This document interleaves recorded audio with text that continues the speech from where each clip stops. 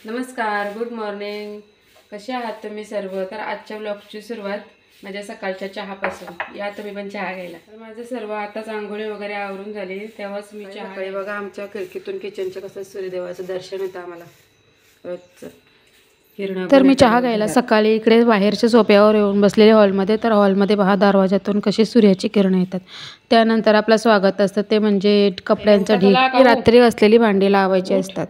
त्यानंतर मी आले इकडे मुलांना उठवायला. सकाळी थंडीमुळे लवकर मुलं उठतच नाही. आता मुलांना एक एक आवाज देऊन मी आलेली इकडे बाहेर. जी आपल्या घरातली साफसफाई, झाडू मारायचा, रात्री असलेली भांडी लावायची, ही सर्व कामे आवरून घेतली. नंतर मग मी दिलं काऊला अंघोळीला पाणी.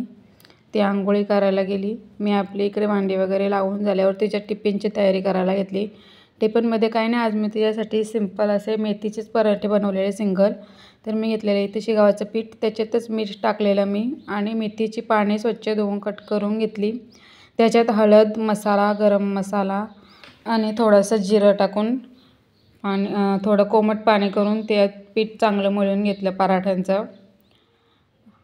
तिला असे सिंपल पराठे आवडतात. शाळेत टिफिनला नेण्यासाठी लोणच्यासोबत आवडतात तिला हे पराठे.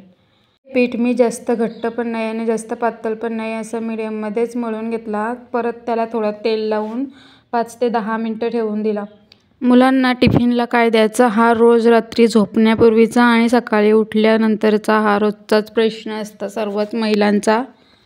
तर तुम्ही कोणकोणते पदार्थ देता तुमच्या मुलांना टिफिनमध्ये मला पण कळवा, म्हणजे मी पण त्याप्रमाणे वेगवेगळे पदार्थ बनवून देत जाईन.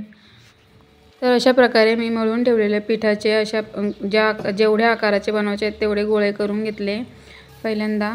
त्यानंतर मी असे एक एक करून लाटून घेतले.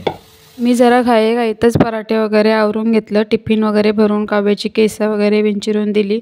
जियांशी पण आंघोळी केली, कारण मला जायचं होता माझ्या माहेरी.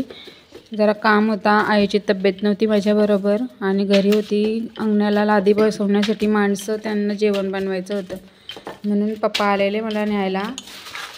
ते पुढे तुम्हाला दिसतीलच, पाहू शकता तुम्ही. अशा प्रकारे मी घाईतच पराठे बनवलेले. माझे पराठे वगैरे आवरून झाल्यानंतर काव्याचे केस विंचारतानाच पप्पा आलेले मला घ्यायला. दुसरीकडे मी त्यांच्यासाठी चहा वगैरे ठेवला. चहा पाणी वगैरे त्यांचं झाल्यानंतर मी त्यांच्यासोबतच गेली. जाताना मला रस्त्यातच हे जास्वंदीची झाड दिसलेलं. ही जास्वंदीची फुलं जी अशी वेगळ्याच प्रकारची असतात जास्वंदीची फुलं. ही फुलं केसांसाठी चांगली असतात म्हणून मी त्याची जास्वंदीची फुलं आणि पानं काढून घेतली.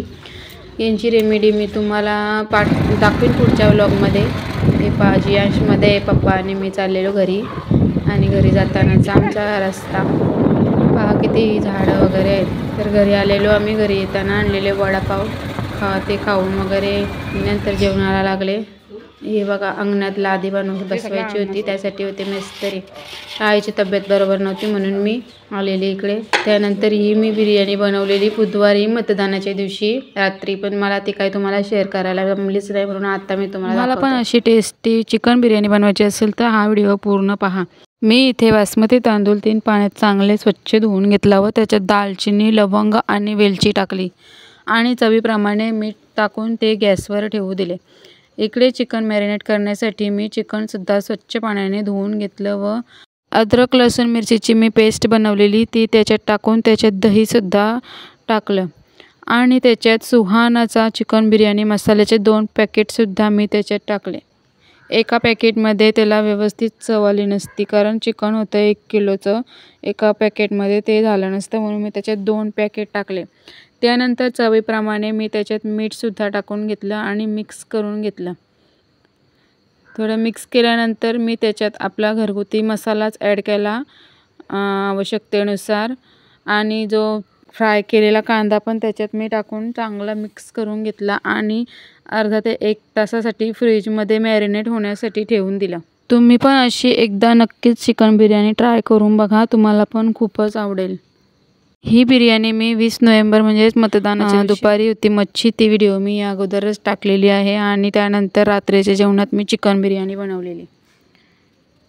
पाहू शकता तुम्ही. मी हे सर्व चांगलं मिक्स करून घेतलं मॅरिनेट होण्यासाठी. हे चिकन मी फ्रीजमध्ये 1 ते 1.5 तासासाठी ठेवलेलं. त्यानंतर हे मी काढून घेतलं. पाहू शकता तुम्ही 1.5 तासानंतर त्याचं असं टेक्स्चर आलेलं मॅरिनेट होऊन. ते मी दुसऱ्या ताटात काढून घेतलं, कारण मला याच पातेल्यात चिकनची ग्रेव्ही बनवायची होती म्हणून. पाहू शकता तुम्ही अशा प्रकारे मी सर्व ते काढून घेतलं. पातेलं स्वच्छ धुवून घेतलं. एकीकडे तांदूळ शिजत लावलेला मी, त्याच्यात लिंबू पिळून घेतला, कारण लिंबू पिळल्याने तांदूळ चांगला सुटसुटीत शिजतो, चिकट होत नाही. मी पण या बारीक बारीक ट्रिक वापरा, म्हणजे तुमचा पण भात सुटसुटीत आणि चांगली बिर्याणी होईल. तर मी इकडे ग्रेव्हीसाठी पातेल्यात तेल टाकलं. ते चांगलं गरम झाल्यावर मी त्याच्यात तेजपत्ता, दालचिनी, लवंग आणि वेलची टाकून ती चांगली तडतडू दिली. ते तडतडल्यावर मी डायरेक्ट आपण जे मॅरिनेट केलेलं चिकन होतं ते सुद्धा ॲड करून चांगलं मिक्स करून घेतलं तेलामध्ये. याच्यात आता दुसरं काहीच टाकायची गरज नाही. हे चांगलं मिक्स करून घ्यायचं. थोडं पाणी टाकून शिजवून घ्यायचं. मीठ वगैरे आपण सर्व अगोदरच टाकलेलं होतं. अशा प्रकारे साध्या व सोप्या पद्धतीने तुम्ही चिकन बिर्याणी बनवून पाहात. तुम्हाला पण खूप आवडेल. माझ्या घरात अशीच साधी सोपी बनवलेली आवडते. लहान मुलांना पण खूपच आवडते. मध्ये मी थोडं पाणी टाकून चांगलं शिजवून घेतलं. जास्त आटवलं नाही, ग्रेव्हीमध्ये शिजवलं. आणि इकडे मुलांच्या आवडीप्रमाणे मी या तांदूळात रेड आणि ग्रीन कलर मिक्स केला, ज्यामुळे ती आवडीने खातील. अशा प्रकारे आपल्या चिकनची ग्रेव्हीसुद्धा रेडी आहे. बिर्याणीला दम दिलेली व्हिडिओ स्किप झाली माझ्याकडून. तर कशी वाटली तुम्हाला माझी आजची छोटीशी रेसिपी?